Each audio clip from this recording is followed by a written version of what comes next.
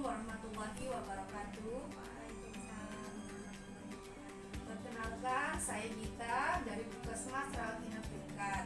Hari ini saya akan menjelaskan mengenai pengukuran berat badan. Di mana pengukuran berat badan itu ditujukan untuk mendeteksi dini obesitas ya Bu ya. Obesitas itu adalah kegemukan, di mana bisa dideteksi dengan cara pengukuran berat badan, tinggi badan, sama lingkar perut. Kalau untuk mengukur lingkar perut, normalnya untuk laki-laki itu kurang dari 90 cm. Kalau perempuan kurang dari 80 cm. Kalau lebih dari itu termasuk obesitas ya Bu ya. Pengukuran berat badan ini juga dilakukan untuk mendeteksi obesitas. Ibu pernah mengukur berat badan Bu? Pernah. Terakhir kapan Bu? Ada saya Kak setahun yang lalu kali. Lama ya Bu ya.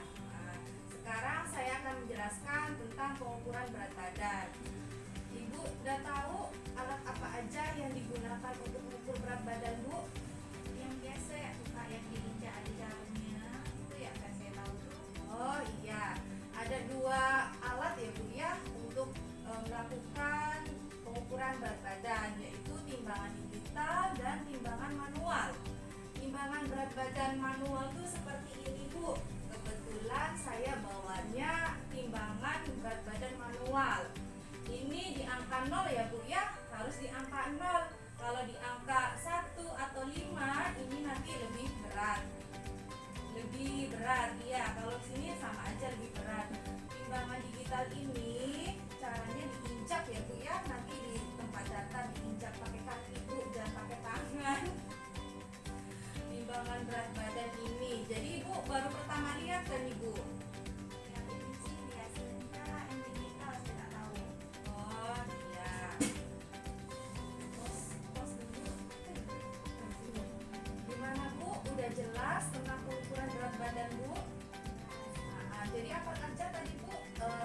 Contoh dari timbangan berat badan itu apa aja? Manual sama digital. Oh iya, Ibu udah paham dan jelas ya Bu ya. Oh, ya udah, saya akhiri materi hari ini ya Bu ya tentang pengukuran berat badan. Semoga bermanfaat. Assalamualaikum warahmatullahi wabarakatuh. Waalaikumsalam.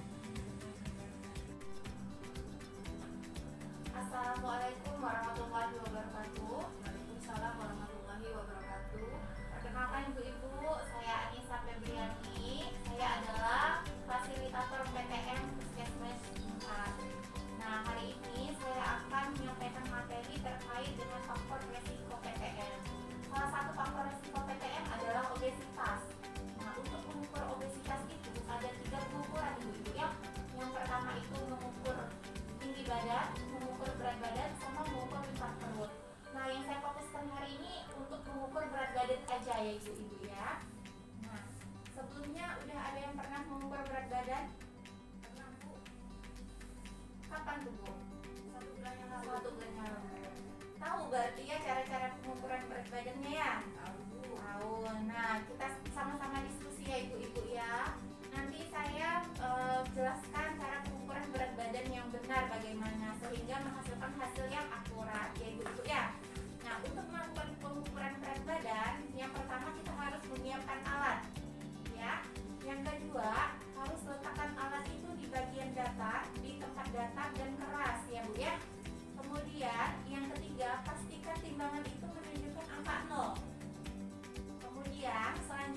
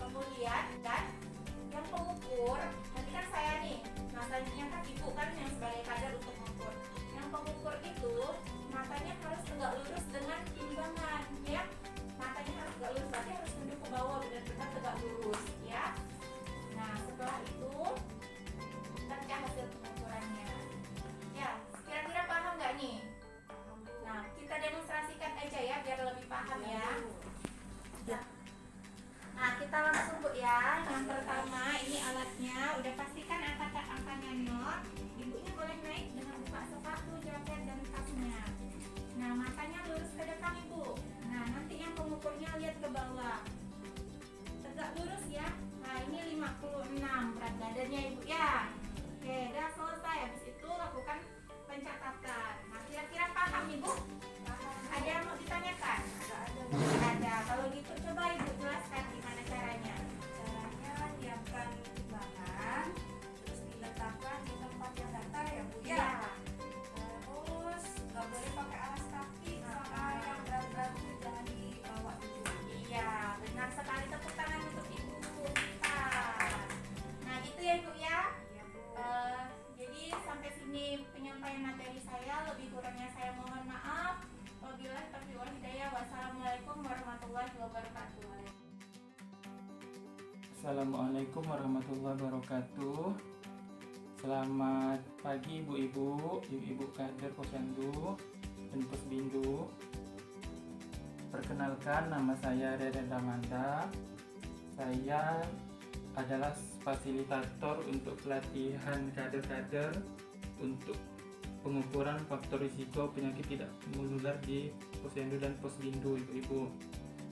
Nah, seperti yang sudah ibu-ibu dapat ilmu dari ibu kita dan ibu Nisa sebelumnya, pada kesempatan kali ini kami mengumpulkan ibu-ibu di Puskesmas Rawat Inap Jungkat untuk melakukan pelatihan untuk mengukur indeks massa tubuh, yang dimana ini sangat bermanfaat untuk mengukur derajat obesitas untuk pasien-pasien di Posyandu dan Posbindu.